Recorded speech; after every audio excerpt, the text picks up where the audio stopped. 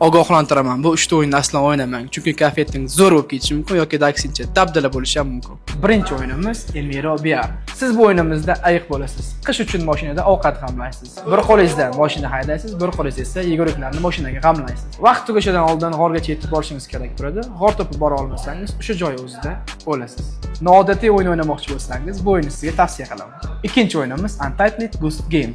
Siz bu o'yinda fermer narsalarni o'g'irlab, ishiga xalaqit berib, asabini buzasiz. Fermerning shlyapasini, kalitini, hattoki radiosini ham o'g'irlasangiz bo'ladi. O'z ekingiz orada maza qilib ishlashga xalaqit qilasiz. Bu o'yinimizni odamlarning asabini buzish yaxshi ko'rganlar uchun tavsiya qilaman. O'yinda barcha vazifalarni bajarib bo'lgach, o'yinni keyingi bosqichga o'tasiz. O'yinning oxirida esa super vazifa paydo bo'ladi. Uchinchi o'yinimiz Der Simulator. Bu bug'uni 2025-yilda Instagramda ko'rmagan odamning o'zi qolmadi. O'yinda bug'u shoxlaridan qurol qilib foydalansa bo'ladi. Har xil qurollar topib, shaharni vayron qilib, mashinalarni portlatib o'ynasangiz bo'ladi. O'yinda boshqa hayvonlar birlashib, ulkan maxluqqa aylanadi.